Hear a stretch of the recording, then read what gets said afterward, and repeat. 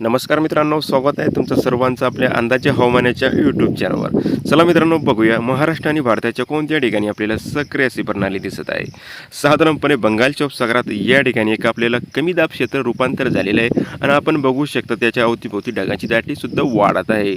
तर मित्रांनो, येणाऱ्या दिवसामध्ये महाराष्ट्रात काही जिल्ह्यांमध्ये पाऊस वाढू शकतो आणि काही जिल्ह्यांमध्ये पाऊस शक्यता फार कमी आहे. चला मित्रांनो, बघूया सविस्तरपणे माहिती.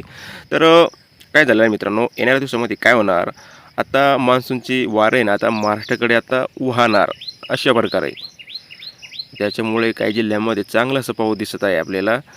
तर बंगालच्या उपसागराचं वारं आहे ना ते पण आपल्या महाराष्ट्राकडे अशा प्रकारे येणार आणि दोन्ही वारे एकत्र आल्यामुळे महाराष्ट्राच्या बहुतांश पट्ट्यामध्ये गडगडाटी पाऊस आपल्याला पाहायला मिळू शकतो.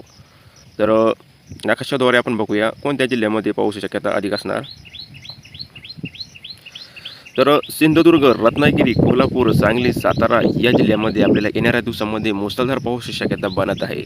तर सोलापूर, धाराशिव, लातूर, नांदेड, हिंगोली, परभणी, बीड या पट्ट्यामध्ये सुद्धा आपल्याला तुरळक ठिकाणी मुसळधार पाऊस शक्यता असणार आणि महाराष्ट्राच्या इतर भागामध्ये सुद्धा पावसाची शक्यता असणार. रायगड, ठाणे, पालघर, मुंबई या पट्ट्यामध्ये सुद्धा आपल्याला विजांच्या कडकडासह हलक्या ते मध्यम पाऊस आपल्याला पाहायला मिळणार.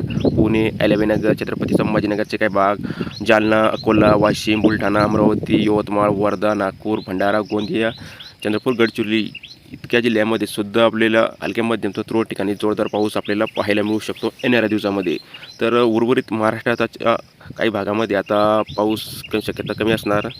तर नाशिक, धुळे, जळगाव, नंदुरबार या जिल्ह्यामध्ये स्थानिक पातळीवरून ढग निर्माण काहीशा हलक्याशा पाऊस होऊ शकतो. अन्यथा या भागामध्ये आपल्याला जास्त काही पाऊस नाही दिसत आहे.